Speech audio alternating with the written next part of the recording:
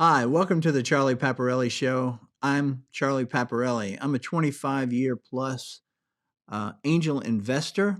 And during that time, I've talked to hundreds of entrepreneurs. And that's where the idea for this show, the Charlie Paparelli Show, came from, is really we're all about entrepreneurs helping entrepreneurs. I learned that entrepreneurs have phenomenal stories that other entrepreneurs can benefit from in starting their business and building great and valuable businesses. And so, if you don't want to miss an episode, I encourage you to go to paparelli.com and sign up by simply submitting your email, and you'll be alerted every Friday when this new interview comes out. You'll also be alerted to a Tuesday morning blog that will also come out, and that's the added benefit. This is a new concept that I'm trying now, and it's called How Did You Do It? I find that I meet entrepreneurs and they have these really highlight, red letter day type accomplishments.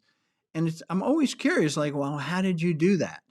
And my guest today to kick off this series is David Paparelli. David is my son. He's my oldest son, and he has been in the coffee for through his 20s. He was really in the coffee industry, and he's an expert from farm to retail in the coffee industry. He is a recent grad of the London School of Economics with a degree in social entrepreneurship and social enterprise. He's the founder of Mcultivo, a brand new business, and he founded it while he was at the London School of Economics. And he was just awarded the 2021 London School of Economics Entrepreneur of the Year. And that's part of where this idea came from. So our topic today is, how did you win the Entrepreneur of the Year competition at the London School of Economics? David, welcome. I'm so glad that you're helping me kick off this new series. Yeah, happy to help. All right. Well, why don't you share a little bit about yourself and your business, to kind of give a little bit of background before we kind of jump into how did you do it? Yeah, sure. So I started about a year ago. Started a company called Mcultivo, and it came out of, as you said, roughly a decade's worth of experience in economic development, international development, with a focus in coffee. Mm-hmm. And the goal throughout my career was to better connect farmers in developing world to markets in the developed world. There's this chasm that they have to cross in order to get their products to market. And there's a lot of trouble and difficulties, hurdles in that chasm. And early on in my career, it was more about selling products into the marketplace, Let me ask finding you new this. When markets. you say you had this chasm for this farmers getting their products to market, why is that something that sort of grabbed you? Why was that important to you? It's been there for I, it's been there for eternity, right? Since since the beginning of time. So why is that why did you say, man, I need to work on that? yeah, well, I was drawn to the developing world, I think, out of kind of this gap in fairness and inequality.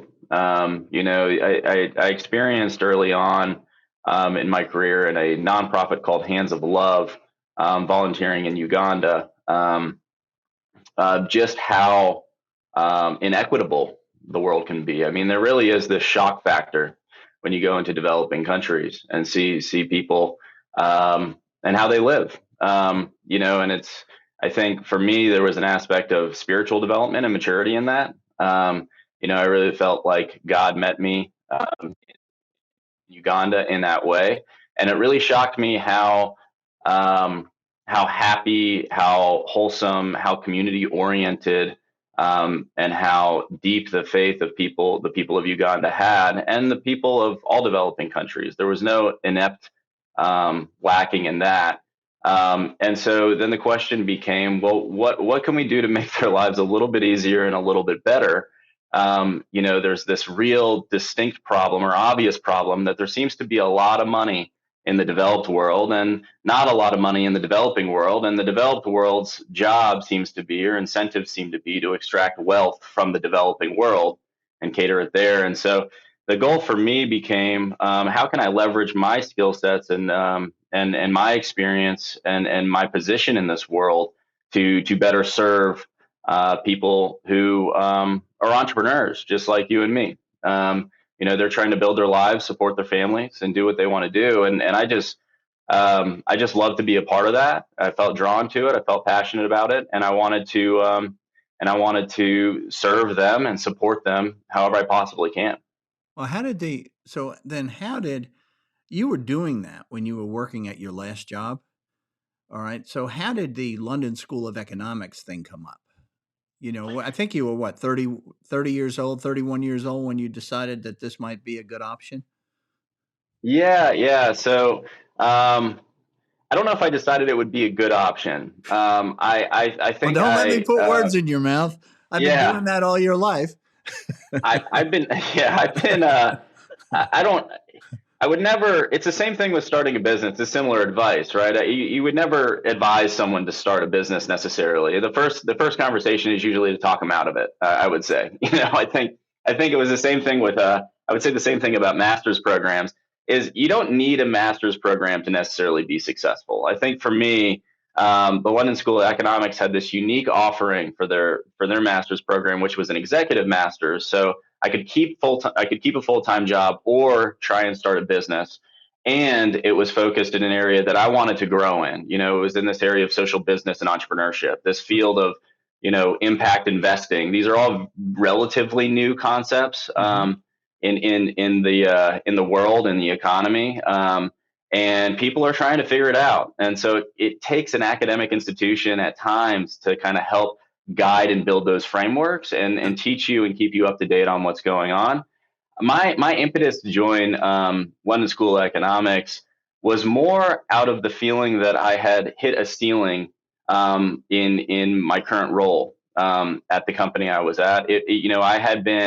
Um, I had been at that company for 7 years and went from kind of initial startup founding team all the way to mature, I guess medium sized enterprise. And all along the way, you hit revenue, you have viability, and then you start to scale, and you see amazing things happen. And I just have a heart for entrepreneurship and starting things and trying to get things from zero to revenue, and that's where my passion lies. And we were just in a more stagnant place at that moment where we needed to bring in people that were going to give a little bit more structure and squeeze efficiencies out of the business. And it became less about this startup energy that we felt before. And so in hitting that ceiling, to break beyond that, I was having trouble doing that. And this is probably a challenge of mine, is just having trouble doing that on my own. Reaching out to people and networking helps so much, but you really need a catalyst. And I needed a catalyst in my life. And I saw the London School of Economics program and honestly applied thinking there's no way I'm going to be accepted. It's a highly regarded institution, very competitive, and frankly, I was very mediocre, as in undergrad. I wasn't a 4.0 student. I wasn't a 4.0 student in high school. School was not something that was a But it's um, also interesting that you didn't apply. I don't think you applied to any other academic institutions, did you? You said, I want to go there. I'm not going to go. Yeah, I found a program that fit my life and fit kind of me and my wife's commitment financially as well. And then I found something that fit this very, very small niche. There frankly just weren't a lot of programs covering this at the time, that social business entrepreneurship track. And a lot of boxes, and then this was this highly regarded institution. And like I said, I expected to get rejected, and so it became a little bit of this game of chicken when I got accepted. Of well, now I guess I have to go because now I'm in it, and so there wasn't this necessary. There was a lot of thought and conversation and prayer around it, Yeah, but but there I think wasn't the this. thing that you're saying, though, that the real reason to go is that you felt like you needed a catalyst to kind of jump you to this next level to get you out of being part of an entrepreneurial environment that turned to be more of a normal company, right? Just kind of grow the company Yeah, kind of thing. And how do I jump to being my own entrepreneur? I mean, I thought that was I never heard you talk about that before, that you needed that catalyst to kind of take you from where you were to this new sort of life and business that you envisioned, if you will. Yeah, I think, yeah, I was also very much deep seated in the Atlanta community. I was very much deep seated in the coffee community. And so having a larger network, global network that London School of Economics offered, and all of these ideas coming in from all over the world, helps break you out or help break me out of my, cyclical thinking, the group think that starts to occur in those areas, Yeah. starts getting you to think a little bit differently. And that was a huge part of this program. Yeah. Yeah. So then you decide to. So this is an executive program, as you said, an executive MBA program. So what happens is you're able to work, and then while you're working, you kind of run over to London from time to time for a couple of weeks, and Yeah. and then over time you complete the program in a year. Did it work out that way? Yeah. They call it a part-time program. That's I can't imagine. I think that it's just a second full-time job is what it really is. I mean, they try and kind of hedge, and so you can the executive MBA. All it does is give you the flexibility to have a full-time job and drive yourself insane trying to juggle all the workload. And so they yeah, so part of that was travel. So once a quarter would fly over there, and meet and have in person class sessions. And then the other part is you're doing a lot of reading, you're doing a lot of writing, and you're doing a lot of collaborative project work, on video, on video conference calls, just like we've all been doing. But halfway through the program, you're right. Yeah, the pandemic happened, right? About halfway through the program. So we were, I guess, a little bit less than half. We were about 6 months into the executive MBA, and we were sitting in a classroom in London, and news about the pandemic started to spread, as we're sitting in the class. So we have people from all over the world. We had, I think, about 38 people in our cohort, and we had something like 25 countries represented. I Yeah. mean, just everywhere. And so news about the pandemic started spreading, but it started spreading from different corners of the world. So the guy in Singapore had different concerns because he had experience with pandemics in the past in Asia. The folks in Africa had different concerns because they knew their healthcare system couldn't support, a pandemic hitting the U.S., the Canada. So you had all these perspectives coming together, and the U.S. and the U.K. citizens were generally like, "Ah, this will blow over, this will be fine," and then everybody else was ringing the alarm bells, right? Like this is going to change the world, and this is it's never going to be the same. What was the The experience for you? program, it's What was the experience for you at that moment sitting in that classroom? I don't think there was no way to understand. There was no way to fully empathize and understand with their perspective. I think that's hard to do generally, is to empathize with people unless you've actually gone through a similar experience. But in this sense, how could you possibly, when someone from China or Singapore is trying to relay to you what prior pandemics were like in their areas, and what lockdown was like, how would you possibly explain that? So if you went back, 24 months ago and tried to explain to your past self what the pandemic is like on a deeply personal, emotional level, being locked down, Yeah. and how that restricts your freedom and how you feel about those things, it'd just be impossible to relay that. So in that moment, it But is I a good like what question. you I think in said, that though. moment, I like what you said, though. The people from the West, right? Their experience, their attitude was, it'll all blow over. It's not a big deal, right? yeah, we tend to take a laissez-faire approach with life and economics and everything else. They tend, and yeah, it was China, Taiwan, Singapore, and it's just it's a different mentality about these things. Um, and so, for me, the thinking was, I think I had a sense that this will all blow over. This isn't going to be as big of a deal as people think. I think I was a little bit shell shocked. Like, I didn't know what to make of all of it. I knew it was going to be a big deal, but just how big of a deal, I had no clue. And I think a part of me was kind of aspirational that it wouldn't be a big deal because, frankly, me and my wife had just sold everything we owned and moved to London, and like, on the risk of taking this program more seriously. So we quit our jobs, we sold everything we owned, and we moved to a brand new city. And we had only been there a week. And all of these people started talking in this cohort, started talking about how the pandemic was going to absolutely change and, destroy our everything we knew to be at that time. Well, it was And going to destroy. It looked like it was going to destroy the experience that you had expected to receive, right? yeah, yeah, and it did some of that. But I think the good part about thinking through that, going through that process with this program is you have to consider that we had a cohort full of entrepreneurs. And so every single entrepreneur in that cohort has an eye for chaos and challenges and understands, and in that works out opportunity. And so having that cohort of entrepreneurs and going through that process, I think the program actually became better. It became more refined. It became more targeted. We became closer as a network because we were able to go through this thing together. And so that was unique. I don't think other Well, programs you went went through the through that pandemic kind of together, but thing. you didn't attend class. You guys were sitting in apartments all over the world. These 38 people in your cohort, sort of going to school together, but being spread from hither and yon, right? Globally. And you're saying Yeah, that the but experience was actually better? I remember when you started, didn't seem that way. no, when it started, reflecting on it, we needed to adjust to this new world. And there was a lot of opportunity in that new world. But in catalyzing, breaking through that kind of ceiling, having this new education, all of that, there was also all of this new technology, all of these new tools that needed to exist, all of these new opportunities that needed to be pursued.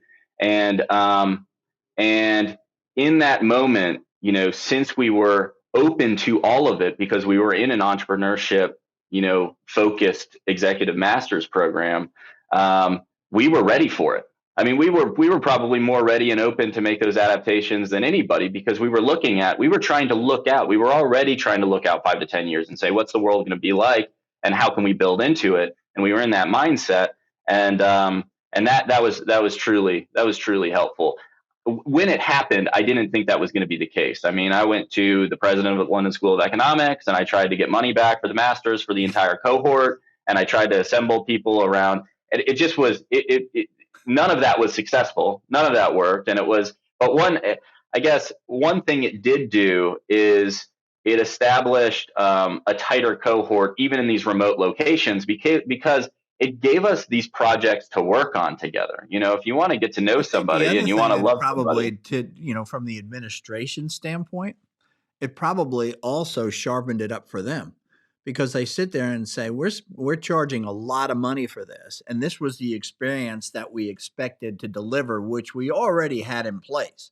And now you have you and your cohort coming to them and saying, we want a discount because we're not getting what you expected to give us.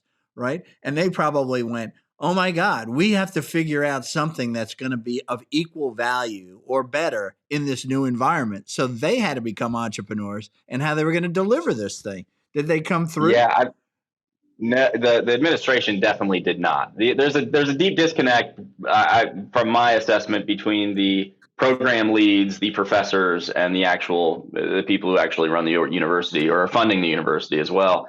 And the people that run and are funding universities seem to have taken the approach, and it definitely was his way at LSE, of yeah, things happen. Sorry, and I thought, my thinking was, oh, this is such a great opportunity for them. They can open up this academic institution to the entire world. I mean, imagine if you can have an executive master's program, not just with 38 people in a cohort because there's in a room and you're limited in space, but you could have hundreds and hundreds of people all over the world come to your university, get educated, and go out and do amazing things.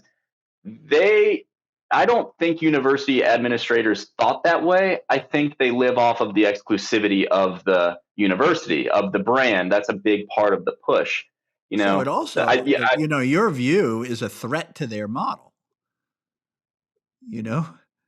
it is, and they are very large, and they have very large funding, and they have millions and millions of dollars in endowment per student, and they have, and it's just a hard system. It's a hard and bureaucratic system to change, and it is insane to me that not even a pandemic, a global pandemic, could change the structure of these systems. I do think they deeply need to change, but that is just I basically got a letter from the president saying thank you very much. If you have any other issues, you can go to arbitration. I mean, it was just it was like it was not a. She was perfectly kind and Well, perfectly nice well, about let's it, get off of but that for a it moment. didn't go Let's get anywhere. off of that for a moment because that's not really what we hear. But one of the things I think would be interesting to people is to understand, why did you decide you went through part of the program while you were still working full time? That was the latter part of 2019, I believe. I think that your cohort actually started. Didn't it start into September 2019? Yes, it It started did, in right? August 2019. Yeah. And so you were doing this travel back and forth thing, but at some point you made the decision, for you and Amanda, is to say, nope, I'm going to quit my job and I'm going to go there full time. We're going to live in London full time, work in their incubator. You know what? Why did you make that decision? That's a huge decision, to quit your job, sell everything you own, and then move to London, not knowing what was going to happen after the MBA program completed, right? So why did you make that decision? Can you take us back to that? Yeah, I've done that a couple times in my life, and I don't. Again, this is something that I would never advise or say this is probably the last approach majority of people should take. I learn best. I do learn best by, you know, kind of jumping off that cliff and seeing if I can fly. That's the slow progression of learning, reading things that we did at undergrad. I didn't connect with because one, there wasn't a practical application, but one, there was no gun to my head saying this is kind of do or die moment. And I think a lot of that for me has been helpful in starting a. But going back to that decision, it wasn't dissimilar to the decision I made when I moved to Uganda, or the decision I made when I picked up Right. and moved to Nicaragua. When I moved to Nicaragua, I didn't know Spanish. And I was going to go work in economic development with farmers directly. They're not bilingual. There was no, their education is probably eighth grade, maybe high school. And I was going to go try and apply some of these learnings, experiences that I've had over the world in that context, which I did not know, in a language that I didn't know. And in doing that, it's really, really hard. That's You sort of a sleeping. that's a sink or swim moment for sure. I'll give you that one. It absolutely is, and a lot of growth comes from that. A lot of hardship comes from that. But I've mainly experienced learning, opportunity, and growth. And there hasn't been, thankfully, as of yet, there hasn't been any any long term side effects that I'm aware of. I'm sure there will What be were you later in the hoping? So future. what were you hoping to achieve? What sink or swim moment were you hoping to achieve by?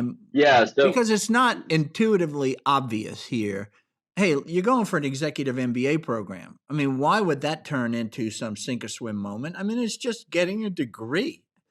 Why yeah, quit your job, sell everything, and move there? What did you hope to achieve?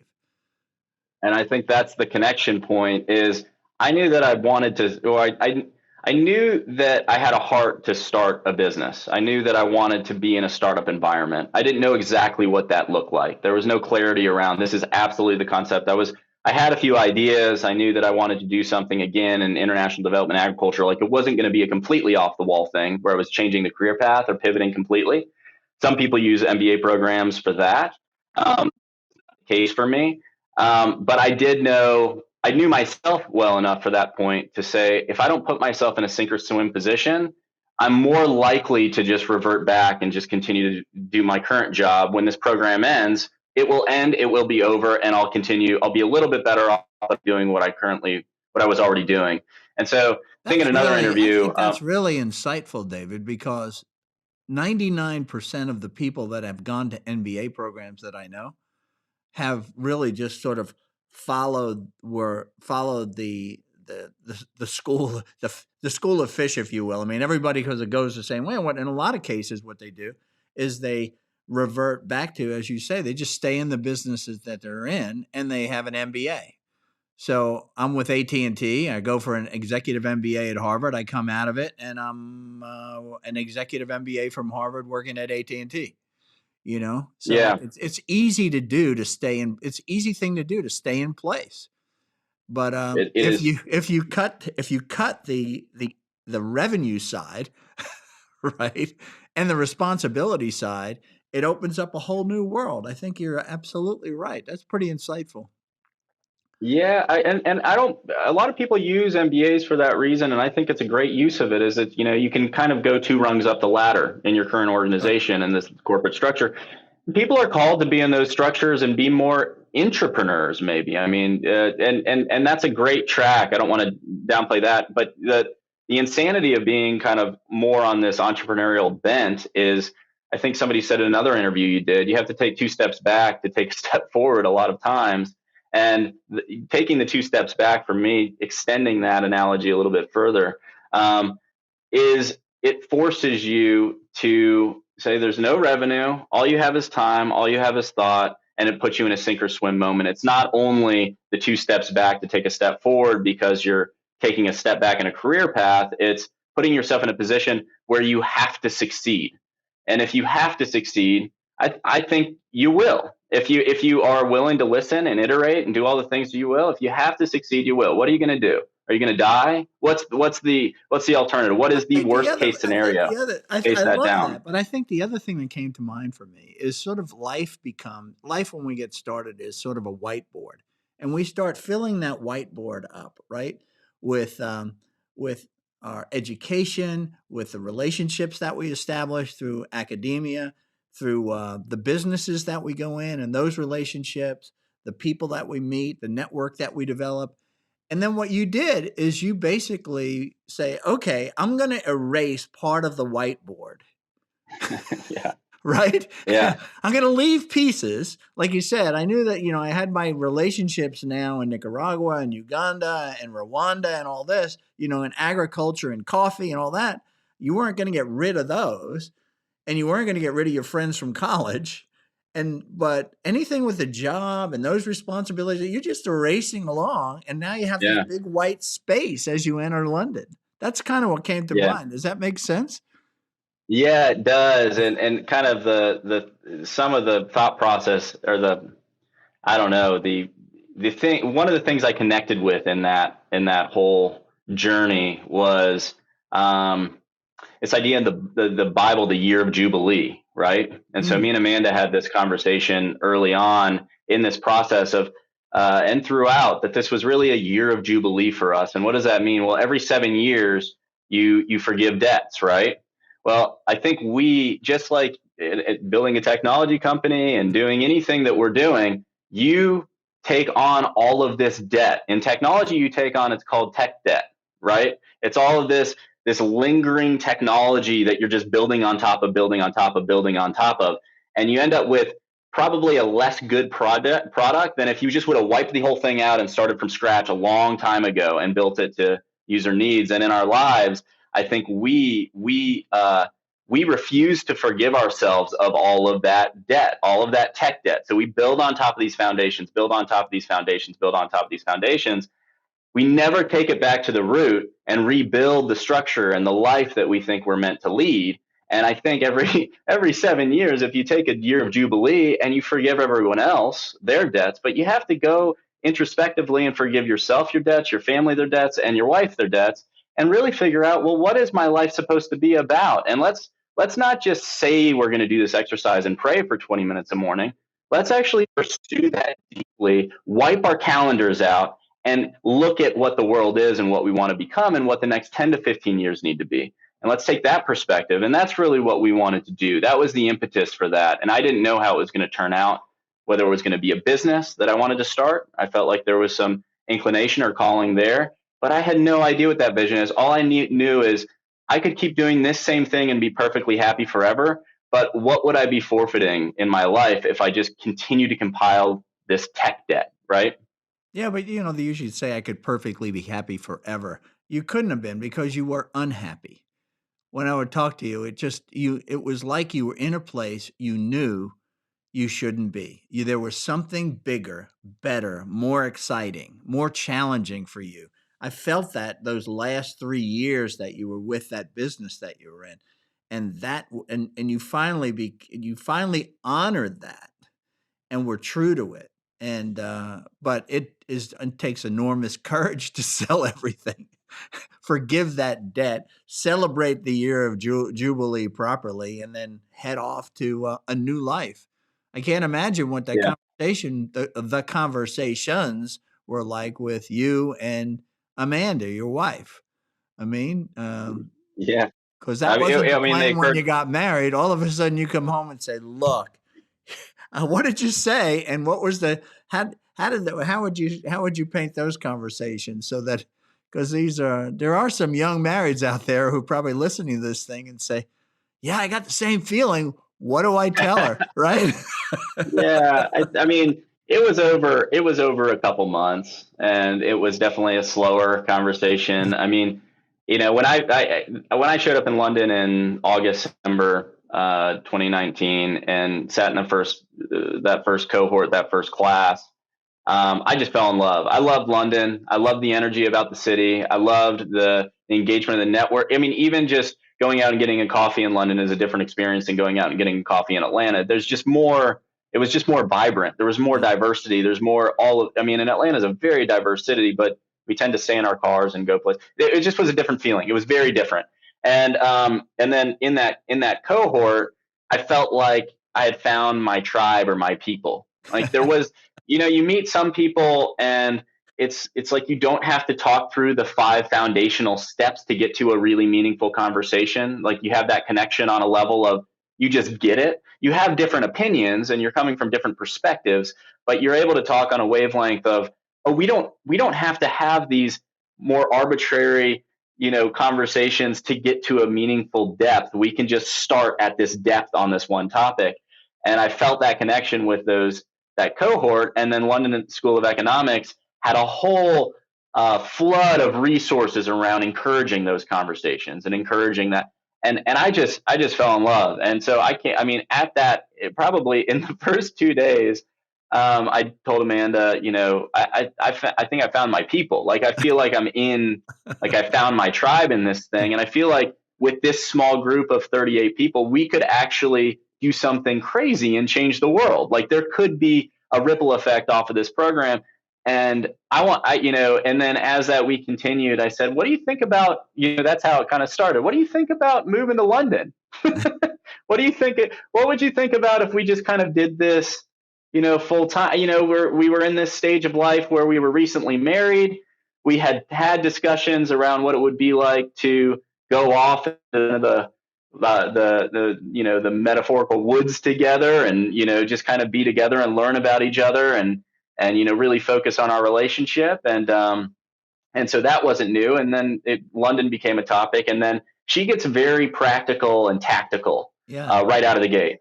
So if you say to someone, we're going to move to London, you have to move to London tomorrow.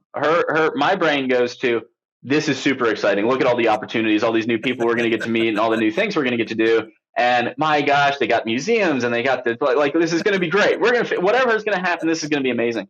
Her brain goes to every single individual object that we need to sell, every single family member that we're going to have to say goodbye to, every single, it's like, like you said, wiping that whiteboard out is painful. And she focuses on the tactical elements that we need to do to get there to actually wipe that out and do that in a way that we're not just burning bridges and Right. and we're actually stewarding relationships. And that's really, that became a 2 to 3 month more conversation of, okay, David, what do you actually mean by that? What are we going to do? What does our budget look like? What is, and so you start having all that. And so eventually she's on board. She's excited. There's a switch that flips and it's like, we're all in. Like all of a sudden it goes from, this is a lot, this is really overwhelming, to excitement, all in, this makes sense, let's go. It just No, it it's took almost it sort of 60 days. it reminds me of a conversation as an investor that you'd have with an early stage startup entrepreneur. this is going to be great. This is going to be big. This is going to be wonderful. And the investor's like, okay, so tell me again what problem it is that you're solving. Tell me about this solution. Where are you going to get the first customer? How much are you going to Yeah. charge? How's this going to, right? You get into the details.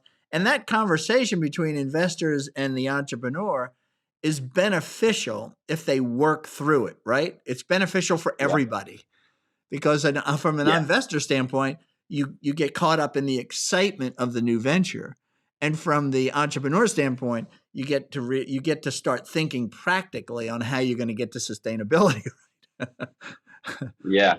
So I No, it think was that it very, sounds a very lot similar to like that. that as what you kind of went through with Amanda. I love that. That's great. Yeah. Yeah. I guess the big difference is, you're not going and sleeping in the same bed as the investor at the end of the night. And, you're not eating every dinner together. I Right. mean, like it has to, there's no out and There's no so separation. Yeah, I'm with you. yeah. So there's a little, there's definitely high stakes with the investor. There's very high stakes with your wife. So I would say, start with a more empathetic approach, and be patient. If this is something that you feel, yeah, if it's something that you feel like you need to do, or it's going to help you break out. I mean, they're going to be longer conversations, and you should definitely not make any rash decisions. So when you're sitting in the middle of this, now you're in the middle of London, and instead of being and going to all these coffee shops and these great pubs and seeing all these wonderful museums and being in all these wonderful classes with your tribe, as you call them, all these people from all over the world of different colors, different cultural backgrounds, all of this, and with amazingly smart people, amazingly ambitious, wanting to change the world. You're in a 400 square foot apartment or flat as they call them over there, looking at a screen. All right. How did this whole M cold TiVo? I just wanted to paint the picture. So how did uh, this M cold TiVo business? How did this idea, come out of the ground? Yeah, it was the best thing that could have happened, I think. And I obviously would never wish the pandemic on the world again.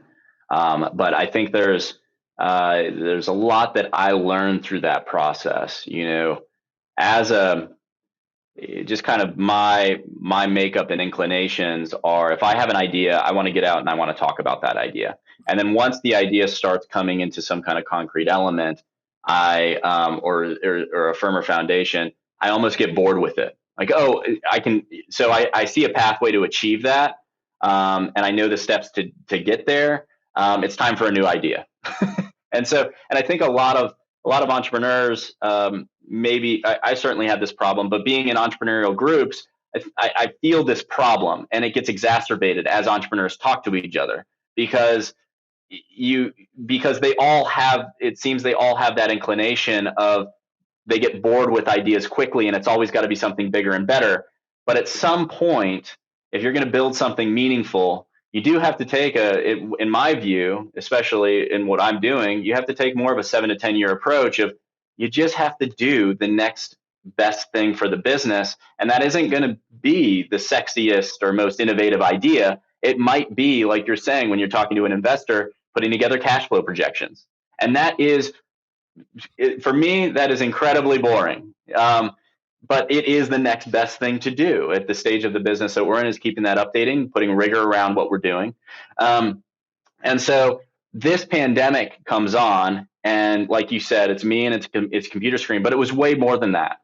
I wasn't out in the world anymore at networking events, talking to all these, people in London, talking about all these people in the social circles that I felt like I needed to be in, sharing ideas, listening to other entrepreneurs. There is a tremendous amount of energy that can come from that, but there's also a tremendous amount of time and energy that can be wasted in those areas Yeah. because you lack focus. You lack practical application. Hearing about somebody's new blockchain company is not going to help you get to the next step of having a practical revenue generating business. Okay. It might inspire some ideas and help cater that, but it wasn't for me. So what did it do for me? It took me out of, there's a whole wide world of things I could do, and maybe I want to pivot industries, and maybe I want to do all these other things, to what are the things that I have? What are the assets I have? Who's in my network? Who can I talk to about going really, really deep in this idea?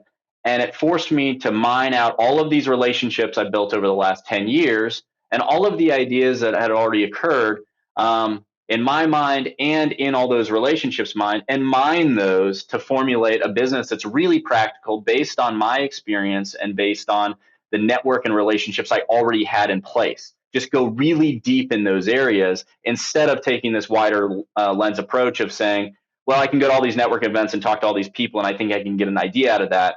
And just more taking Was an there introspective approach that's more was there an disciplined. assignment that you had within the MBA program that you had to create something, or was this? Yeah, I don't Yeah, know. I mean, that's the question, really. there was, and that was helpful in kind of providing again that kind of catalytic, momentum. Well, you wind up It with a due was, date. You have to yeah, create something by a certain date. you have a due date, and you have they force you into a loose process of how to achieve that or how to hit that due date. And the project for us was to start a business. I mean, start a business is loose. I mean, you didn't have to legally start a business or go actually work full time on a business. It was come up with a concept, and you're going to have a pitch day. So we're going to bring investors in, and you'll pitch to these investors, and that's real, right? I mean, that's at the end of the program. And if you don't have a concept and you didn't go through Yeah, but any kind everybody, of but basically, the furthest, the end point really for the assignment was to come up with slideware. yeah, That was exactly. it. So a lot of people approached it that way. Yeah, Is we're going to come up with a slide deck. We're going to create a beautiful deck, and we're going to write really beautiful, business. beautiful words that align with the mission of the Executive Master's Program, and it all kind of fits and it sounds good and all that. And that is one way to approach it. And if you are looking to get a degree and you're looking to get a grade, then that's a great way to approach it. I mean, you can do that all day, every day. We took a different approach, which was we're going to build a business. I mean, it You doesn't. It's say the we. deck at You the. talking about you and Amanda? Or you talking about some of the people that were there other people from LSE that worked on your project? Yeah, so there were two other people in my there were four other people in my project group, and two of them dropped out of the program, and so we ended up with a group of three, which the coordinators of the program and the professors of the program got concerned at that point because they didn't think we would have the bandwidth to produce quality material for the masters to go through this, because we lost two people, major horsepower in our group. So there were two other people in the program, But and these with our people kind of dropped out small of LSE because of the pandemic. pandemic, life issues, No different. kidding. Yeah, Okay. it was several So different things. I mean, when you where were the people located that remained on the project? You were in London. I was in London, one was in Canada, the other was in Kuwait. What a combination. Okay. Go ahead. Yeah. So we had this kind of small mighty group that we were going to take on this challenge with. They knew my intention was to start a business. I made that very clear at the outset. I did also make it clear that I was open to their, any ideas. I mean, if we want to go start something in, one of the ideas was in a feeding program in India. I'd be completely supportive and on board with that. But my expertise isn't there. So I'm probably going to sideline and run in parallel path, starting a business in coffee, agricultural, international development space, because I don't know anything about, feeding programs in India, and it's not something I want to be in. So they knew that, and that gravitas pushed us into an industry, right? Of saying, I'm going to commit full time to this. I'm not going to treat this as an executive master's program. I'm going to live and breathe this thing. We're going to make this go. And it forced us into this approach, which I'm deeply grateful to LSE for, which is start at the consumer level. So when you're coming up with an idea for a business, or when we didn't know who our users and consumers were ultimately going to be. I just knew that we had this network and there was a problem to be solved in this industry.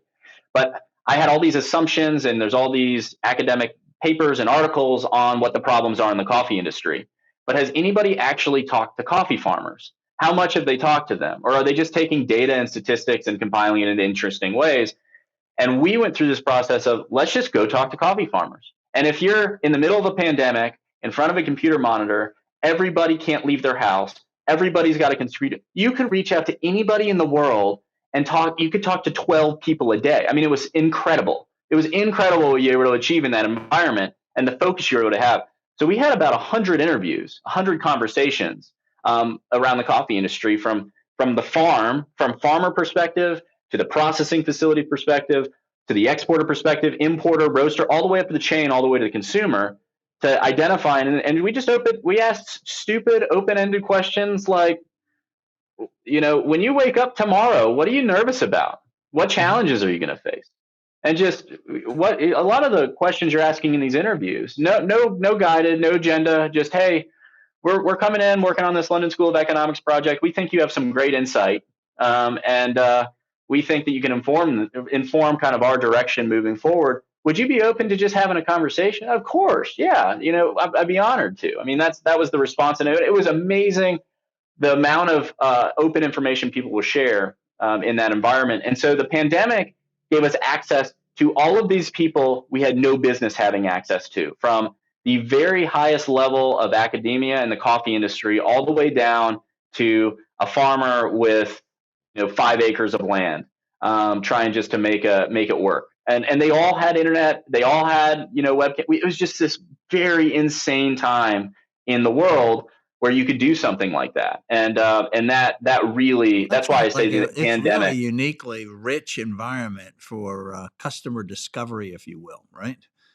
Incredible, especially in these global businesses. I mean, the cliche in these international businesses, or people who are doing things like we're doing, which is trying to support coffee farmers. The cliche is always that the ideas resonate in some boardroom in London or Atlanta or wherever you're based, and those ideas originate. Funding comes around those ideas, and then they get imposed on developing nations.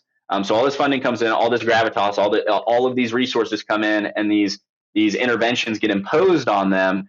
They're not a part of building them. They can't turn down the money at that point, and so they end up having all of these negative side effects. It's very rare for people. What happens is you're getting people that come in from the developed world to the undeveloped world and say, "Hey, we know best. We're going to do this for you, and you just need to come alongside us." Yeah, and it's really this. It's really a new form of imperialization in some ways. It really is. I mean, you're trying to force your culture, your ideas, your thinking, and your resources onto these victims of the developed world. And what ultimately happens is they end up getting into these systems and these bankings, at least, and it just turns into a resource extraction from these developing countries. And so the rich people get richer and the poor people get poorer. And you had a great idea. I mean, that's really what it came to. I mean, it was just it. So, and you think that's most social enterprises that we sort of run across? I think it's rare. I think it's very rare for people to have it's a difficult challenge, right? It's very rare and difficult to invest in those relationships in a meaningful way. Tom Shoes thing, is that who it was? Yeah, Tom's is a great, yeah. And so his idea, again, this great idea that we're going to be giving shoes away to all, and what he did is eliminate a lot of opportunities for employment, right? For people who are going to make shoes. We're the cobblers in those countries. Right, exactly. So they just put them out of business because people were getting free shoes. But from a developed nation standpoint, it sounds like, wow, what a cool thing. Oh man, and there's such good stories around different things like that. There was this that they raised, I think it was over $100 million around, which was this merry-go-round, where the kids play on the merry-go-round and it pumps water out of a well, right? Yeah. And Jay-Z and all these other celebrities were involved in that. It sounds like a great idea. It's like, oh, so we put these merry-go-rounds in schools, and then it pumps water out of the wells, and the kids get to play. Well, the merry-go-round didn't self-perpetuate itself, so the kids didn't want to play on it because it was just work. Like you had to force the merry-go-round to keep going, and that's not fun. And so what you ended up with is all these women from the village pushing this merry-go-round around and around to pump water, and they found it the most degrading, demeaning, undignified work that they could have possibly done. And it came to a point of why don't we just have a well pump? It's so much cheaper to have a well pump, just a normal pump on a well, and it's less maintenance. If the merry-go-round breaks, who fixes a merry-go-round? Who comes in with like a playtime architect and a well engineer? I mean, it just didn't make any. There's thousands of things like that where it's just hundreds of millions of dollars imported in these ideas, So then what did you and it's find? So just you are talking to everybody. Like you said, it opened the doors for us to give us the time and to give other people our market the attention to spend time with us, right? So yeah. what did you find, and what did you decide? How did what does your company do? I mean, what did you? Yeah, at a very core base level, I've obviously, I mean, I've taken for granted a lot in my life throughout, and it's really hard to understand kind of, all of the blessings that God's bestowed on you. That'd be an impossibility. But we tried to start from a place of empathy, or I tried to start a place of empathy in these interviews. So I pretend like I don't know anything. I'm just going to ask questions. And what I learned is that I had taken for granted all of this information in the coffee industry. I had access to all of these people, all of this information, and I thought everybody did. You know, coffee farmers surely know what a fair price for their coffee is. They must know that. I mean, you could Google the price that Starbucks is selling a cup of coffee for, what they're selling a bag of coffee for, and you could probably Google all the way back in the supply chain to figure out and map that supply chain out. And coffee farmers just did not have basic level pricing information, and they were essentially operating on the rumor mill. Rumors are being generated around how the market's going to move, what the climate's doing, and on these rumors based on what their next door neighbor said. And so we realized that, and I said, well, what if we just took this approach of radical generosity and let's just start giving things away? And information's fairly inexpensive to give away and highly valuable. And so the initial concept was, let's just start SMS texting coffee farmers fair prices for their coffee. What would that do? If we developed a tool that just on a weekly or a daily basis just sent out pricing updates. They could subscribe, and we'd essentially, it costs 3 cents a text message. I'm willing to put money into that idea, and even if it doesn't go anywhere, it doesn't do anything. How much money am I out? Would I have donated that money anyway? I think it would be a good use of time. But the farmer would So have ended up with facts. This is what the coffee is farmer, actually selling for at the processing plant level, right? they would know that, yeah, at the processing level, at the every level. I mean, the idea was we're just going to blow this thing open. I mean, we're just going to have a fully transparent market. But we'll start with pricing because it's an easy place to start. It's very calculated, and we'll Okay. automate that and we'll send that to everybody. All right. And Good. what Yeah. we found is, kind of through these conversations of trying to restore this information imbalance, is once we gave that pricing out, or once we kind of started having conversations about that pricing, they didn't have any context for it. That was the big problem.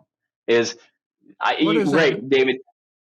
Great, David. You gave me this price. I don't know what the margins of anybody in the industry. I frankly don't know what my margins are. I don't know what my costs are on my farm or in my processing facility.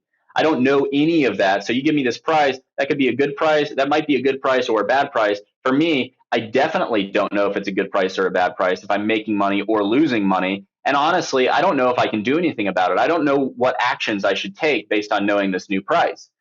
And so we got into these very fundamental problems that we were trying to solve in what I called kind of, or what's been referred to as the supply chain, which is coffee producers, reception points, collection points for their coffee, and processing facilities where they process their coffee.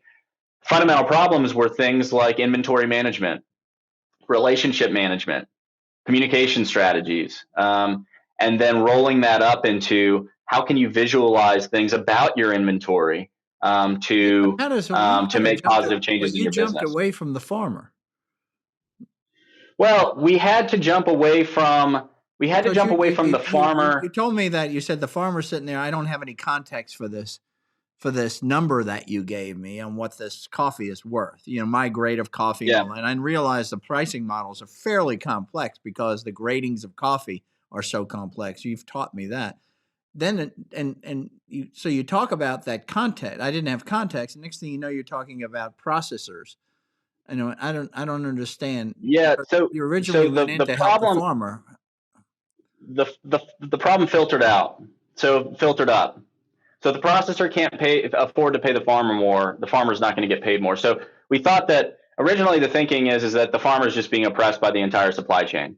In reality, it's more complicated and nuanced than that, where these cooperatives and these processing facilities and all these folks that bring farmers together are also in the same position of they have an information imbalance and they're being, they're kind of being pushed down by the entire supply chain. I mean, they're not the monopolies and oligopolies running the coffee industry. They are all of these small to medium sized businesses that are trying to keep farmers in business as well so they can continue to produce coffee because they want to run their processing facilities and their businesses But without at coffee, the capacity. processors are out of business, right? I mean, They're out of business. Whereas the monopolies and the oligopolies of the coffee industry, without coffee in Burundi, they could just go to Rwanda or they could just go to Brazil. I mean, they can go they could dance around the world and fill their capacity. Whereas the processing facility is like, hey, these farmers have to produce and be successful.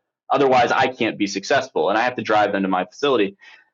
They didn't have control of their operations. The other part of that is they are the best. Hub in the hub and spoke model that is the coffee community on the ground.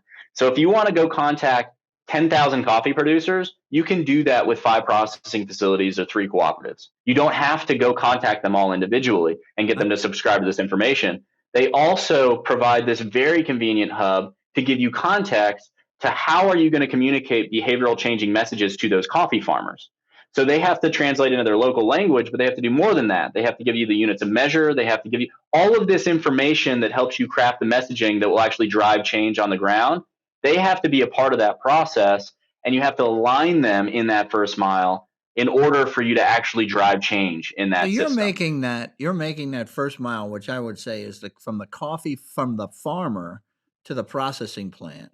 You're saying if we could make that relationship healthier, I'm talking more, well, healthier both, relationally, but also economically, Yeah. then everybody benefits from the farmer to the processing plant. And if they are healthier, then I have accomplished my objective. Yeah. It also, Okay. yeah. And so there's an economic aspect to that, and there's this really intangible element of it of trust. How do you reestablish trust in that relationship? Because if you're doing business with someone for decades and you feel like they're always telling you the lowest price and you're in this contentious relationship, how can you possibly get anything done? And so what we infused in the situation to help restore that trust was full transparency. If you know everything about everything all the time, trust becomes a little bit easier. People stopped. I mean, Yeah, we but saw this happen, and it was amazing. yeah, Go ahead. it just seems to be like you're fighting cultural change, though. Which is what kills a lot of great ideas. Yeah, Why are these people seemingly adopting this concept of yours? yeah. People are generally what we found. The majority of people in these situations are not doing things out of they're not corrupt necessarily out of malice. They're corrupt out of um, they're corrupt out of essentially taking the path of least resistance. So is it easier to be corrupt than it is to do the right thing? And we started establishing systems where it was easier to be fully transparent and do the right thing than it was to be corrupt. So if you wanted to be corrupt, you actually had to fight an uphill battle to do that. You had to actively rig the system and lie. And that is way harder than just reporting the news. Just saying, I bought the coffee for this much, for this price. And by the way, if you did start to line those figures, because we're processing and aggregating hundreds of thousands of transactions between farmers and processing facilities at this point, we'll know. We will know if numbers start looking off and when things, and so it becomes are they a part of the system anymore? What do we do? But it becomes so hard to game the system at that root level. And they're doing this on pen and paper generally, and sometimes on Excel. And moving to this robust technology, it becomes even harder to game the system on the robust technology. And so we just provided the path of least resistance to be doing the right thing, and that started to restoring the Yeah, trust in these yeah, relationships. but the right thing has to be more profitable than the corrupt thing because economics drive everything. People are going to go where the money is. Okay. So you must be in a position where they're actually the processing plants and the farmers are actually better off now than they were, where they lacked the trust and there was the corruption. Yeah. Well, Is that true? we had to prove yeah, we had to prove out, and this is what ended up happening in these early adopters, is when this trust was established, when this information was fully transparent, the mill all of a sudden would have 3 times as many farmers bringing coffee to their facility. They would 3x their volume. And so they would run at capacity now. So there's a profitability to that. Other mills in the area now are looking at them as their capacity plummets and the processing facilities using mCultivo, their capacity steals the entire region. Not only they're operating more efficiently because they have control of their inventory, yield rates, and all that, but it's a sheer numbers game of if you have a good relationship with your farmers, they want to bring you more coffee. And if you get more coffee, you have a higher revenue item. So now it's a game of how do we squeeze more profitability of that revenue? And that's what the system brings in terms of, driving them to more efficiencies and all of that kind of thing. But How did that? So but it had to prove out that doing the right thing was actually profitable. Yes, for sure. that's really interesting. That it was and so okay, so cultural change and that whole concept of cultural change happens if doing something different or countercultural is in fact easier than continuing to operate under the same cultural method you did in the past. I never thought Yeah, I about would. because I never thought about that. How do you change? Because a lot of times I run into people who say, I'm going to do this, and it's a really good idea, but the culture in that particular industry will kill it. All right. And you were faced with that, but you seem to have gotten past it because you're now processing a lot of transactions, as you said. Yeah, yeah. I think the cultural change, it's hard when you go back to these kind of deep seated elements. I mean, is lying and cheating cultural? Yeah. Is that a cultural element, or our culture is really built around trying to establish thriving communities, and lying and cheating really can't be a part of that thriving community. Now I get when foreigners come in and you want to lie and cheat to them because they're outsiders, but the processing facilities and the farmers, they aren't outsiders, they're in a community together. And so lying and cheating being a part of that community, I would argue, is actually anti-cultural because it's not good for the community itself, and cultural norms are established trying to produce the And best you're thing for the saying, and the community. community knows it. And the community knows it, and they generally have norms around you shouldn't lie, cheat, and steal. That's not a good thing for our community. Now, if a foreigner comes in and all this stuff, yeah, we can lie and cheat and steal from them, Yeah. but we're kind of in this thing together. I mean, We can't farmers are lie, cheat. working in We these can't lie, processing cheat, and facilities. see it to each other because we're never going to build any kind of vibrancy in our community. Yet, It can't exist. what we see though, is in these third world nations, okay, or these developing nations, to use the politically correct term here, is Yeah. that when people get into political office, that's when the corruption starts. So they're doing it to not only outsiders or foreigners, as you call them, but they're also doing it to their communities, the Yeah, people and they and represent. the community themselves are very aware of the toxicity of kind of a faux dictator in that position, whether they're pretending to be a democracy or not. The community is very aware of that. They're not sitting there saying, "Oh, this is the way. This is great. This is great for everybody." As soon as somebody starts taking Actually, you're advantage of right them, about that because I ran into that when Mom and I went to South Africa.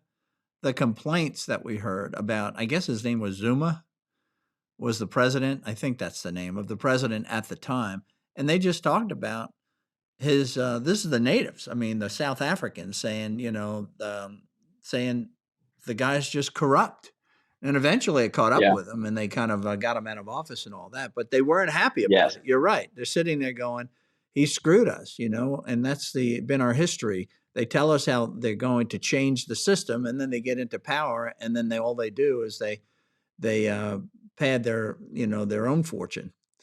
You know. Yeah. And their But okay, families. so Yeah. let's get back to London School of Economics. So you pulled this. So this is what you worked on. So you went from doing all of these interviews to coming up with this idea of M Cultivo, and then you pitched it, right, Yeah. as part of your, um, I guess, your Yeah. requirements to Final graduate, project. right? Yeah. Dissertation. Yeah. All of that. So Yep. what happened? Yeah. So we pitched it to we pitched it to this panel of judges. One, I mean, we'd done. Were they I mean, academics? Is that who the judges yeah, were? it was a combination of academics and practical angel investors, and there was a VC on the panel, and Okay. it was a bunch of different types. I mean, so it was a blend, and we had done we had taken such and this is what I would encourage people going through that, and what the pandemic gave to me was we had taken such a robust approach of listening to the ultimate customer and user. By the time we had the idea, it would be hard to argue against the value of that. No, we didn't know necessarily what to price it at, or we had to go test the pricing model and things at that point. But adoption, you get below this adoption curve, and you know that somebody will pay something for it. It was described in one of your last interviews as well, that idea of authentic demand. And we had gone through that process of establishing that authentic demand. So once you get to the pitch deck, now it's just reporting the news. Now it's just saying, hey, this is, we talked to this many people and this is what we heard. I don't have to tell them what I think. I can tell them what all of our customers and You users can think tell and them what what's they happening, know. right? What's happening. Yeah, well, this is the reality. Yeah, I okay. like So you that. can I can say, tell them the news. I like that. yeah. So you get to a point of reporting the news, and you have to, we did have to say, well, this is our hypothesis is then we're going to convert this to revenue in this mechanism, in this model, and this is the path we're going to take and test on. But at that point, for that pitch and that early on ideation stage, you really said we really had a strong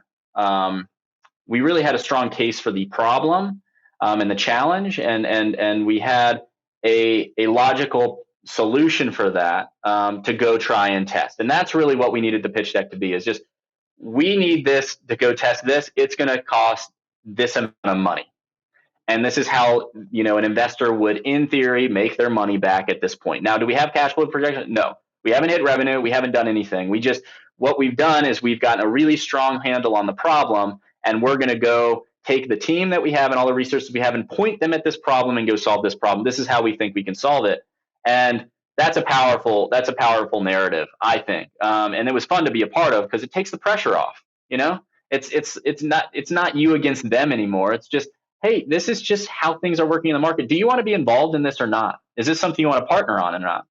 And the feedback from the panel at that point was, you're asking for way too little money.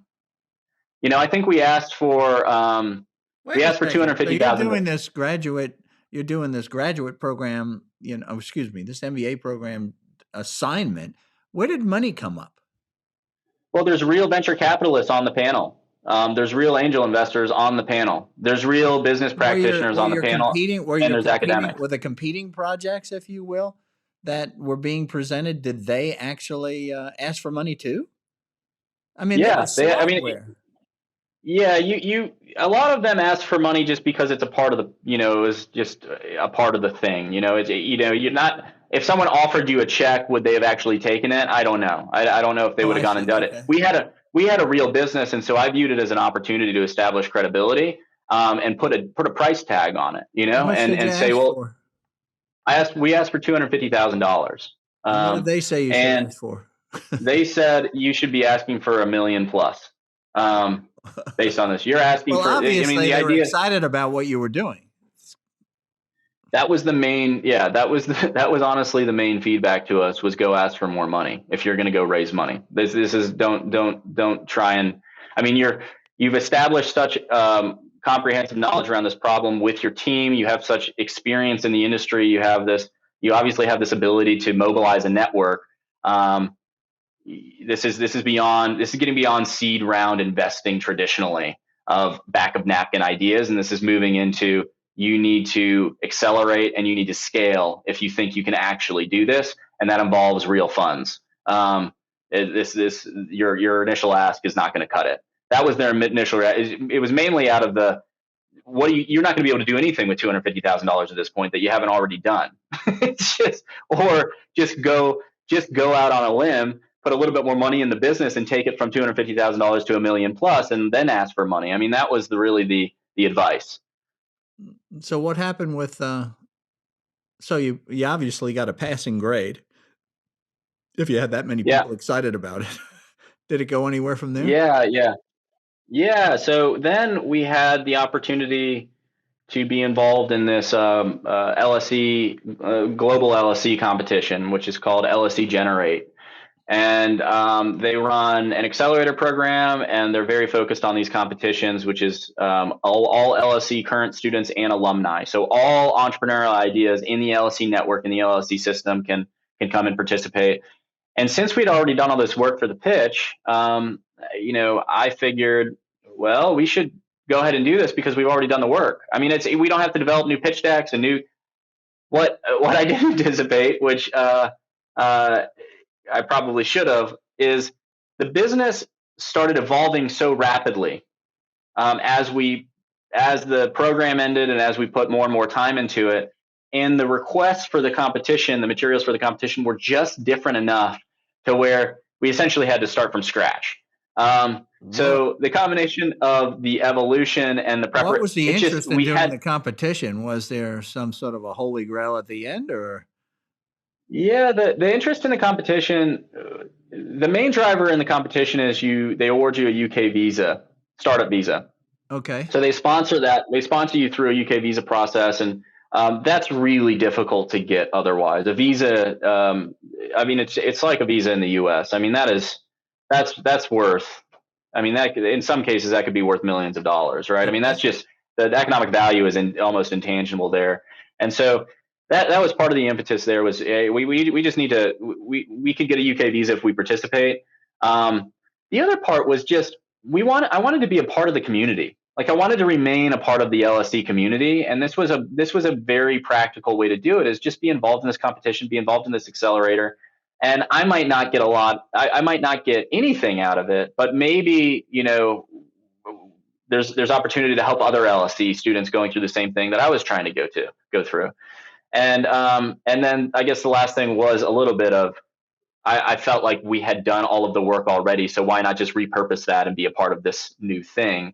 Come to find out, it really took just as much work to craft a pitch for LSE Generate because the audience is different, the business had changed so much, and How many the businesses requirements were were you so different. competing against when you started? We were competing against, I think the number was 80. It might have been, I've heard, it was between 80 and 100. I can't quite remember, but it was in that range. And what happened? So we made it through the first round, and we made it through the first and second round, and then it went to a final, which is pitching a pitch in front of a live pitch in front of a panel of judges. And at that point, it was about 15 businesses. And then we won. So out of those 15 businesses that made it to the Wow. finals, we were awarded the top award. So there was a pool of cash in that, and then the more valuable thing was who were you pitching to those judges, and how could they help accelerate your business? And so we locked ourselves into that network and had credibility in that. And then as a result of that, we were nominated for London School of Economics Entrepreneur of the Year. So there's 3 terms. I believe it's 3 terms, 3 competitions for LSE Generate. So roughly 250 to 300 businesses compete. And then 8 businesses were nominated for London School of Economics Entrepreneur of the Year. And you have to go pitch in front of live judges Let again, me a ask you live this though. panel. Well, let me ask you this though. You saw how much work, I love the way you approached this new business competition. You said, well, we already did all the work, as far as our graduate program. So it's not going to take much work to win, to compete in this thing. Right. And you found Yeah. out, oh my God, I'm wrong. It's going to take a lot of work. So then you wind up, which is amazing. You won the competition. Out of 80 businesses, you were selected to be the best business in 2021. Okay, startup business, in this social entrepreneur space, social enterprise space. So then they say, "Oh yeah, and now we want you to become one of these 8 people competing for Entrepreneur of the Year," right? Well, that's another big decision, right? Because you're trying to build your It was, business. yeah. Why did you knew it was going to take a lot of work, or I suspected that you knew. Why did you choose to do that? Yeah, Or was there no that choice at that point? no, there was certainly a choice, and the thought certainly crossed my mind to just decline. Okay. Thank you for the nomination. I think entrepreneurs get sucked into, and this is certainly something I need to look out for. There is a trade-off, and they don't the trade-off is real, and it's unrecognized. And every time that I go out and I put money and energy and effort and time into developing a pitch or talking to an investor, I'm not talking to a coffee farmer or a coffee producer. I'm not talking to my users and customers. And so am I doing them an injustice by going out and having all of these other conversations that I like to have and getting all this recognition that I might like to get, um, in place of actually deeply understanding the problem and trying to apply more value into my customer base? And so it's absolutely a decision, and I probably should have taken that decision more seriously.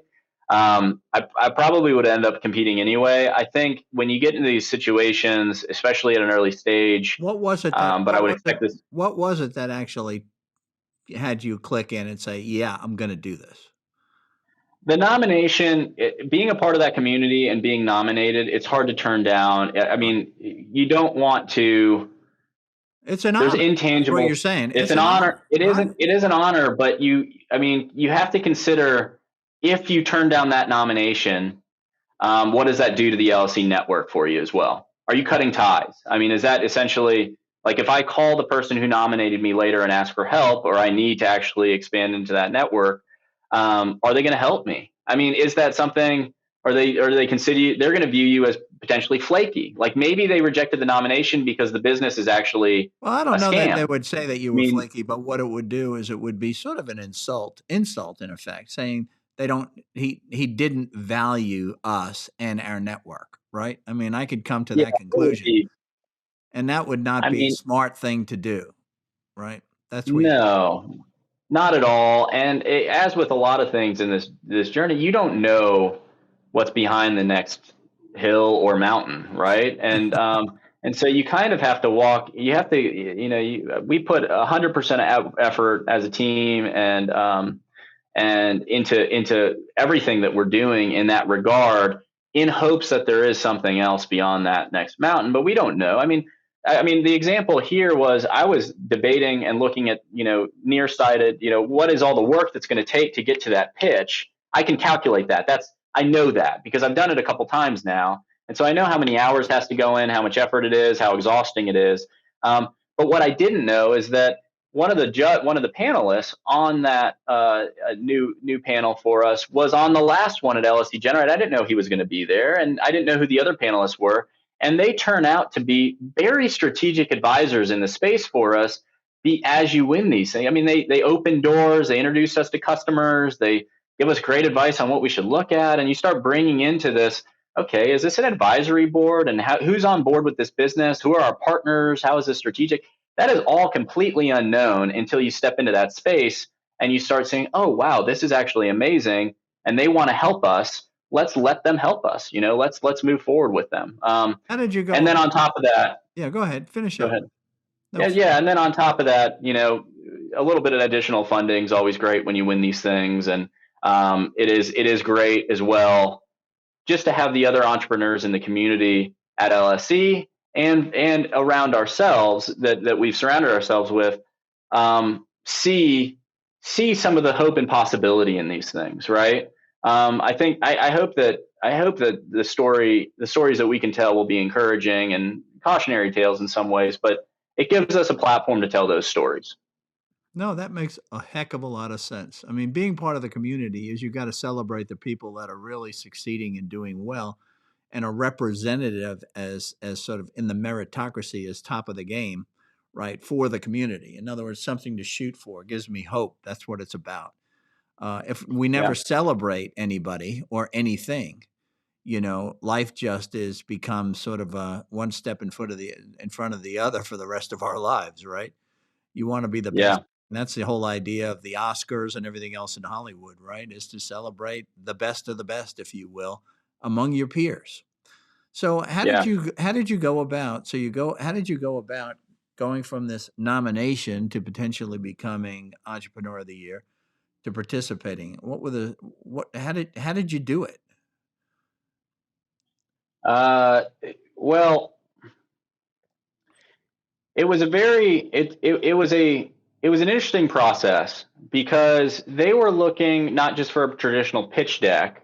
They were looking for also that audience is looking for a reflection on how much you've grown over the last 6 months because they were some of the panelists, but certainly the people at LSE Generate had seen the first pitch and they had been a part of that and they knew that existed and they wanted to know, okay, in the last 6 months, what have you actually done?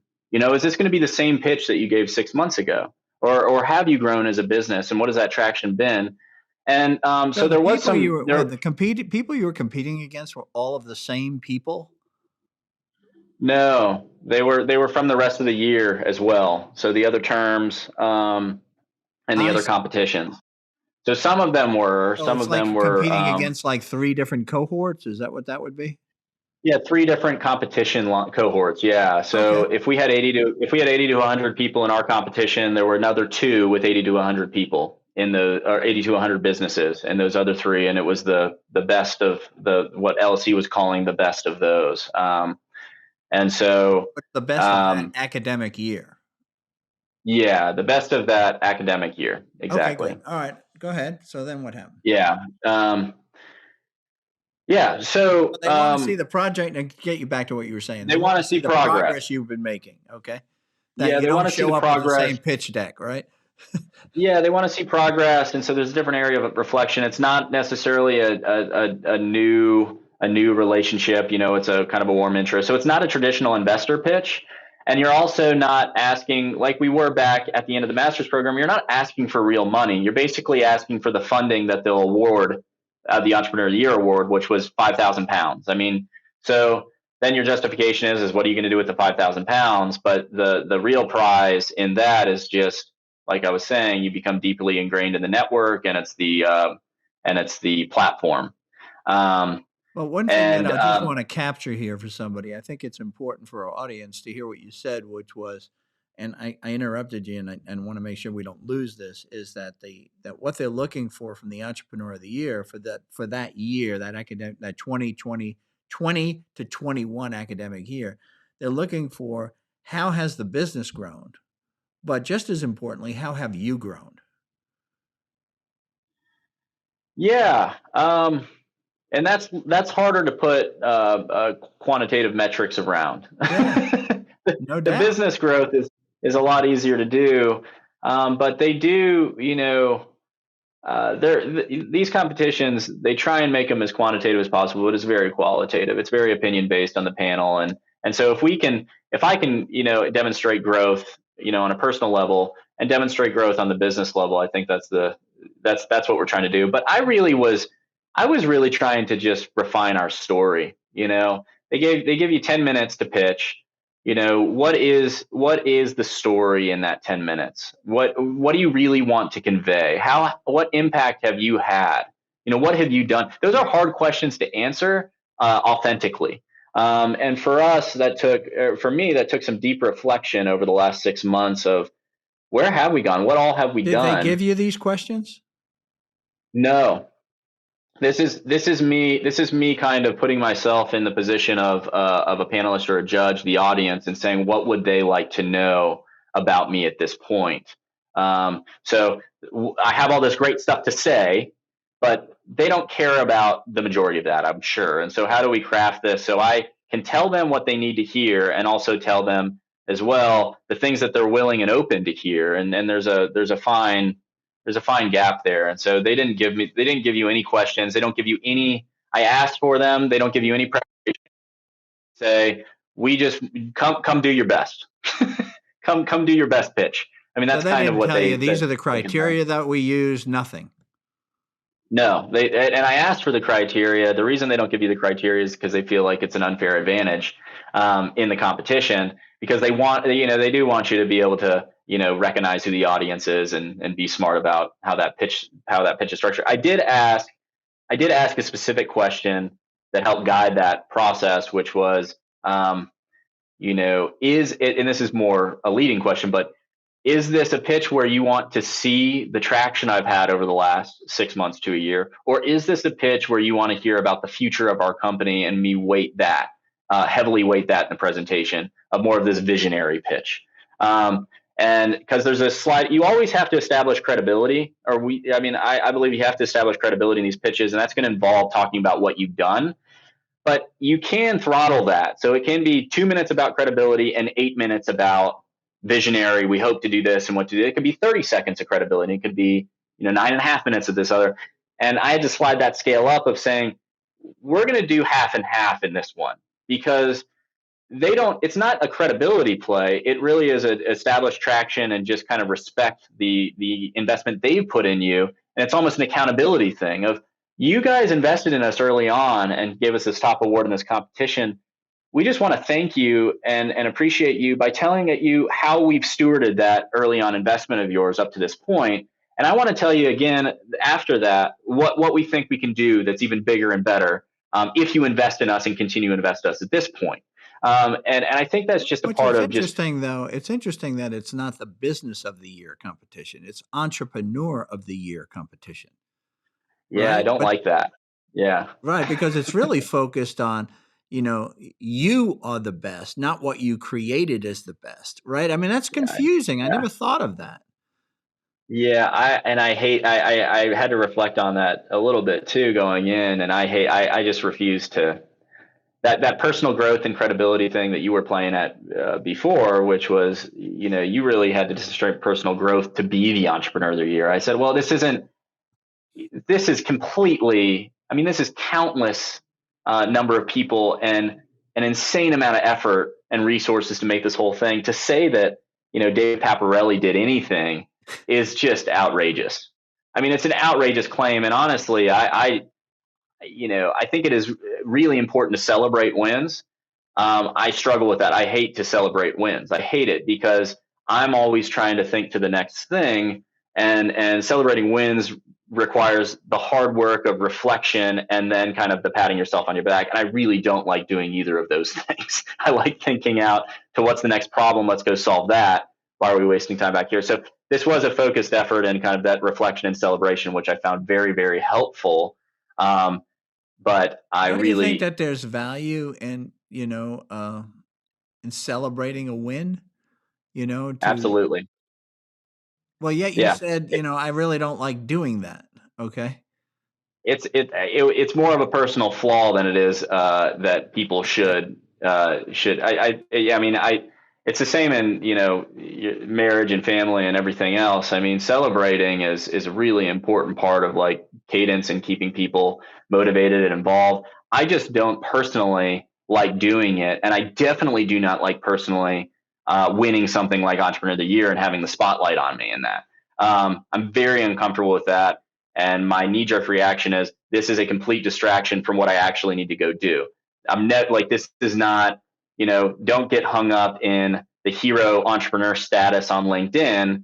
Go actually solve a problem in the marketplace. And I'm very gravitated towards solving those problems. And I really dislike that spotlight. It just makes me personally uncomfortable to be in that position. Well, I think it's in the DNA because you probably got it from me.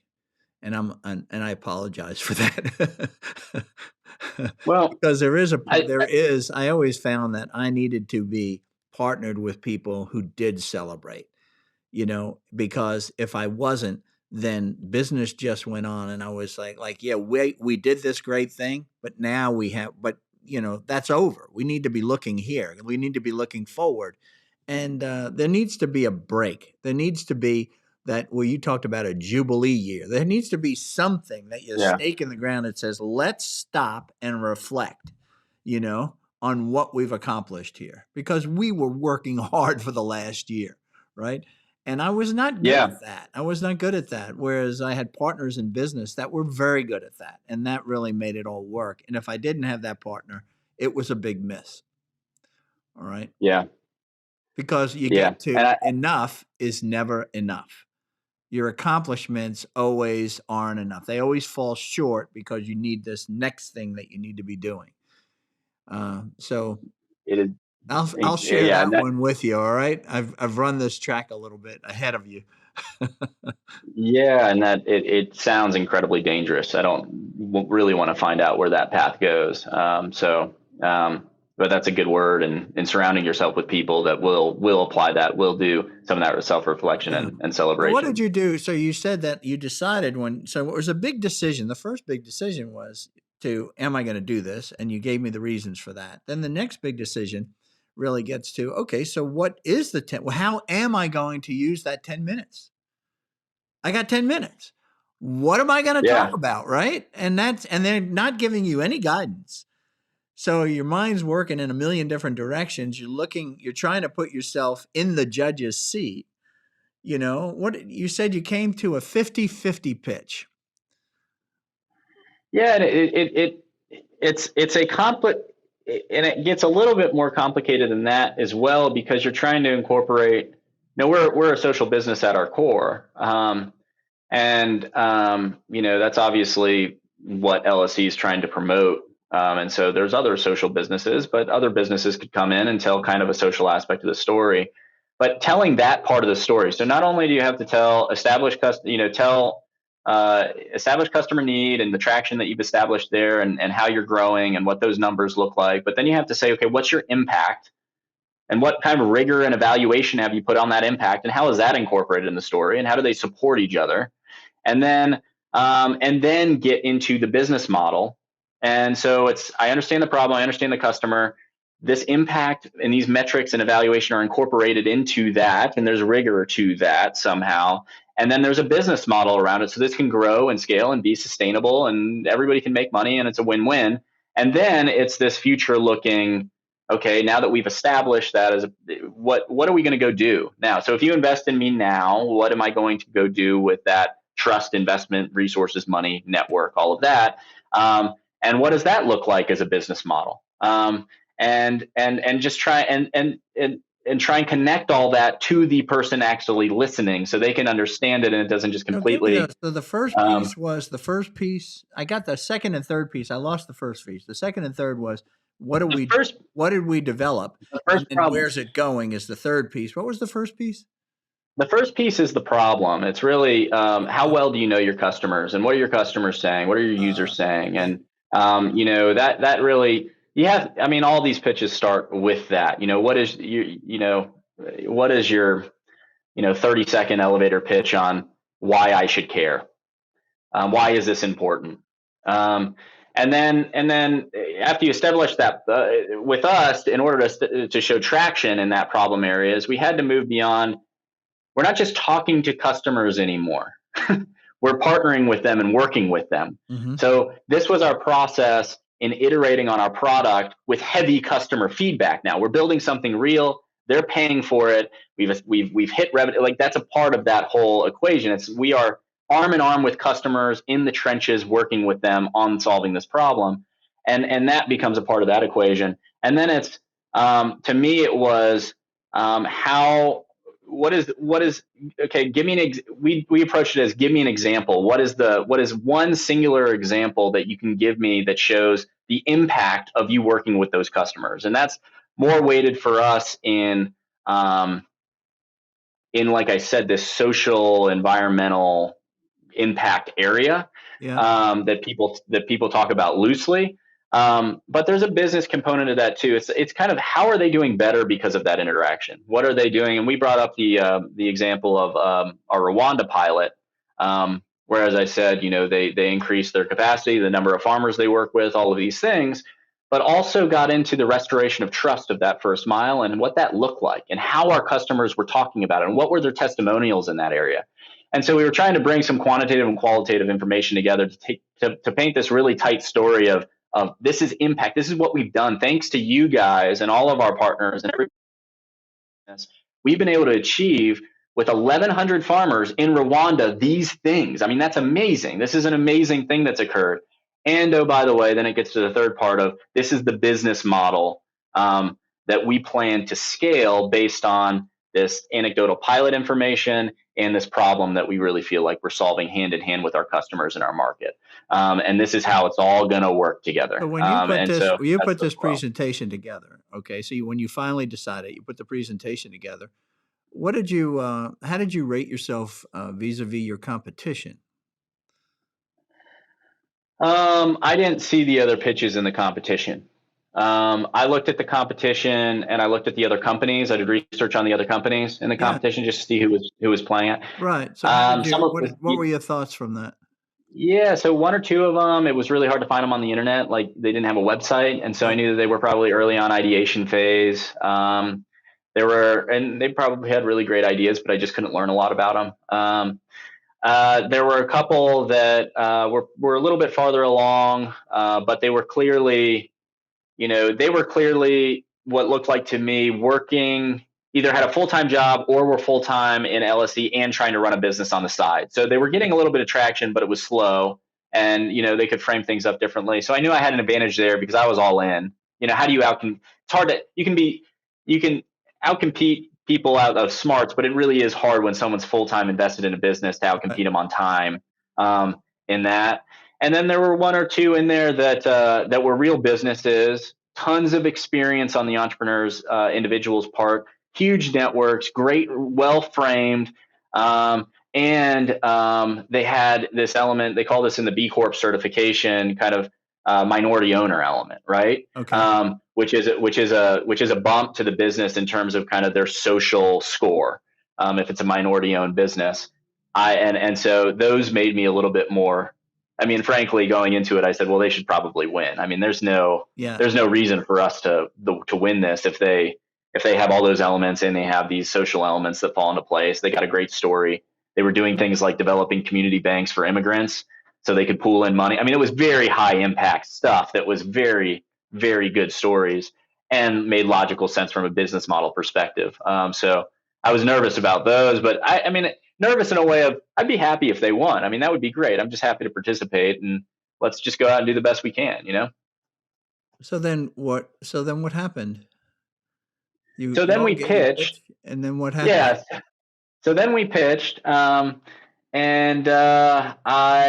and Amanda, we pitched, and then me and Amanda immediately got in the car, and we had an appointment an hour away, and so we drove to that appointment, and we were on the way home from that appointment on the highway on 75, and I get a text in the car that says, "Hey, David, we have one more question about your pitch. Can you jump on Zoom with the judges?" I called back and I said, I really can't. I mean, like I'm in the car, I'm on 70, I'm on a highway. Like I really shouldn't even be on the phone with you right now.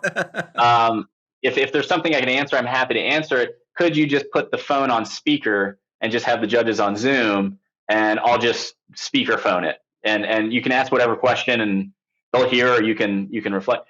And so they held up the phone, and then they asked, the question was, how would you feel about being Entrepreneur of the Year at London School of Economics? And I was like, well, my response was, that's the easiest question you guys have asked all day. So it was that is part of this celebration intentionality and this pandemic that's lost in these things is that when you win these competitions in this like virtual environment, you hang up the phone. There's nothing. There's no high fives. There's no handshakes. There's no popping of champagne. There is no one there. No one hug. There's nothing. So you get off the phone on this. I'm driving and I get off the phone and it's one of these that just happened. This is just okay. Now I have to get to my destination and I got it. It's just now I go about my normal life. Nothing. It's like you feel excited about it, but there really is nothing. So that is when you have to be intentional about bringing people around you that are willing to celebrate with you and do that kind of things in person. But it was a very odd phone call and odd conversation, and we were obviously very excited to win. But I can't think of anything more appropriate to cap out kind of this pandemic year and startup and getting to this London School of Economics um, competition win than a completely anticlimactic phone call that kind of alerts Yeah, you that's that you interesting won the because competition. that really caps the year for you. And what I mean by that is when you came back with Amanda from at that time you had moved to Croatia because your visa has expired in London, and for Yeah, the last month to finish your LSE degree, you were there. And then you came home. So you flew. I think you guys flew into Kennedy Airport, and then you kind of came to Atlanta. We picked you up, took you home. And I remember as soon as you got to our home, you had to finish up a few things on this final paper and you had submitted it and you sat down for dinner at which you were a little late. And it was first time that we actually had a meal together. And you said, I think I just graduated from LSE.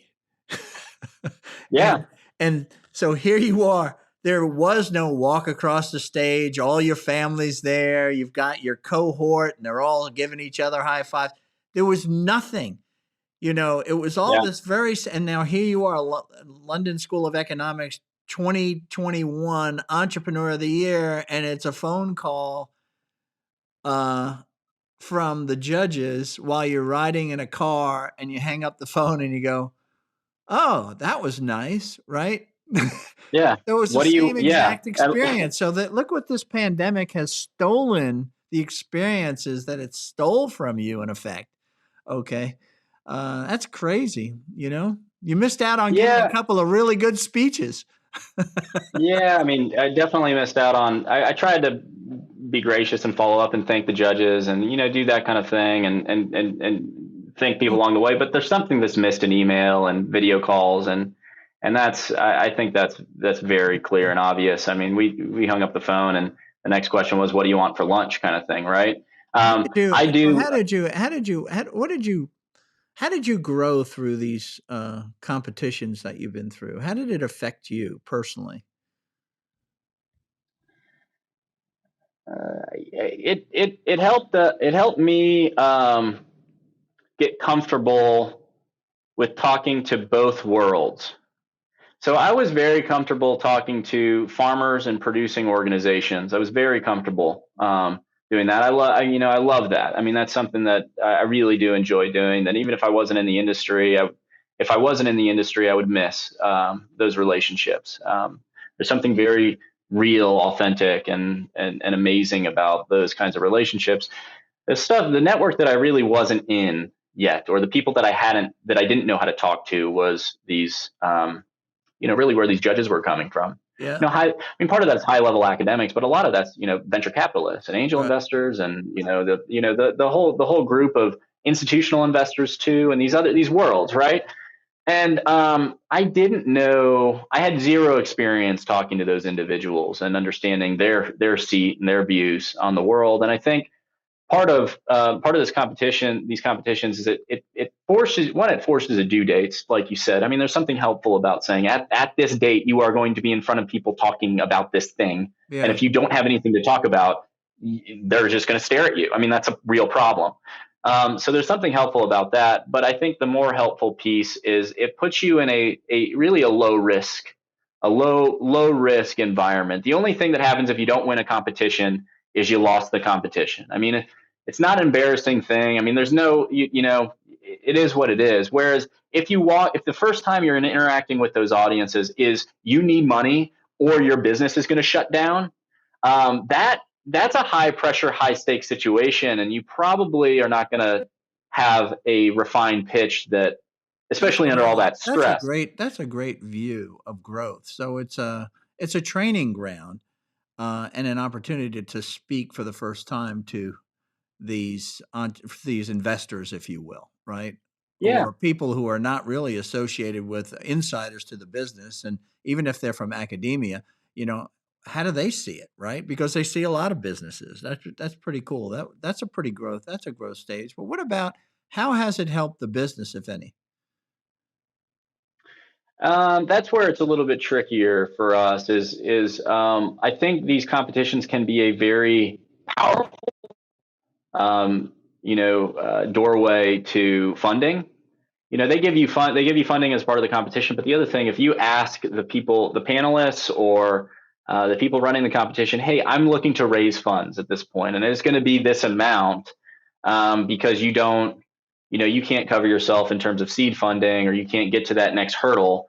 It can be a really powerful way to do that. And we were blessed to not have to not be in that position. And we continue to not be in that position. I mean, we're a revenue generating business, and it's technology, and it's capacity building services, and those are high margin products. And if we can manage our cash flow well, we may not need funding. I mean, the funding will come when we want to actually scale, and that might be in the form of debt. I mean, we don't know. I mean, so Great we just position weren't to at a be in. point. So what about Yeah, so to kind of close this out, and we've gone on much longer than I thought we would, but I think this has been really great information, and you have some great stories there and some great advice embedded all the way along the way. So would you recommend that entrepreneurs do this? That they participate in these competitions, because they generally come up, and my experience has been there's some people that never do anything beyond competitions. You know, yes. that seems to You, be, they seem to just want to keep getting recognized. And oh, you made a really important point. You said, if I'm preparing for the competitions, I'm talking to academics, and I'm talking also to investors, potential investors. But what I'm not doing is talking to farmers and processors, right? yeah. There's a trade Because off. is a trade-off of time, is really is. So how do I And know, what advice would you give to the entrepreneurs who listen to this? yeah, and you can certainly, we are, in some ways, in that time loop, we are victims of our own success, because we performed very well at our master's final project, and then at that pitch, and then that led to the LC Generate thing, because you have to do that now. You have a real business, and then you win that, and they say, oh well, now you have to pitch for the Entrepreneur of the Year, and it's great to be successful in that, but you do start to feel like if you're not asking for funds at some point, you are just getting passed around. You're a trading card. You're a baseball card for these investors and LLC and all. It starts to feel that way, right? It's like, oh, okay, now they want to give me Entrepreneur of the Year just so they can promote, that they have a great Entrepreneur of the Year. So you have to be careful Yeah, about getting stuck because in that loop. they need good people like you with good businesses in order to keep maintain their credibility, right?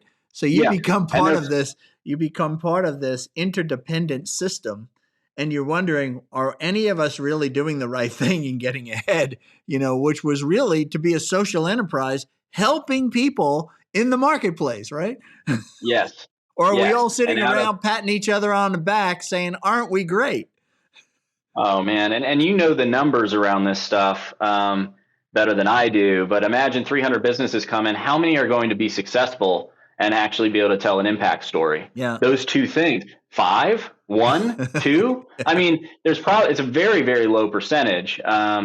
And so they have to capture that and promote that. So my advice, I guess my advice to other people going into going into these competitions, would be, if it is a network that you want to be involved in and invest in, and a community that you want to be involved in and invest in, then absolutely, absolutely go do it. If it is a hurdle that you feel that you need to take in order to get to this next step in your business of funding, then this is a great opportunity. You get a very warm intro to probably five panelists that could actually invest in your business or help you get to an investor in your business. And a lot of people don't have access to those networks, which is powerful. And then I guess the last piece would be, use it as an opportunity to refine your story in a way that helps build relationships. Don't refine your story so you can sound better in an elevator pitch. Refine your story in a way that helps engage people in the idea, and they want to partner and create it with you. Because nobody wants to be sold. Nobody wants you to just give you money and have you run away with it and do something. They want to be a part of something, and they want to be in it with you. And if you use the competition appropriately, it's a very unobtrusive. environment, low risk environment for them to just say, we just want to be a part of this with you. There's no money It's changing funny. hands, It's really. It's funny. just great. It's years ago. I had was talking to somebody, a friend of mine. This is Doug Amar. He's another guy that I've interviewed. He's from the Georgia Justice Project, and he's a genius. That guy. But he made a comment to me. He says, what is an entrepreneur?" And out of nowhere, I kind of said to him, "I think an entrepreneur is someone who gives other people purpose." And that's what you're saying, that to being these competitions, if you can do that, if you can get people saying, "I want to help do that with him." If you can get to that point, I think that's got to be the biggest win that you can have. And that's why I love working with entrepreneurs. So, David, thanks so much for this time. I know how busy you are and you need to get back to your market. But I'm so proud of you as my son. I'm so proud of you for winning the competition first, for best business, and then winning the competition for Entrepreneur of the Year. It's pretty fabulous. My God. Ain't a lot of Paparellis win those big awards internationally. Fantastic. So thank you, David. Thank you. Thank you. So there you have it, everyone. Welcome to the Charlie Paparelli Show. My gosh, that was a great interview. There was some great conversation and some great thoughts there. So you be great entrepreneurs and build great companies. Get people to come alongside of you as David did. And if you get these awards along the way, that's better for you too. So thanks for attending. Take care.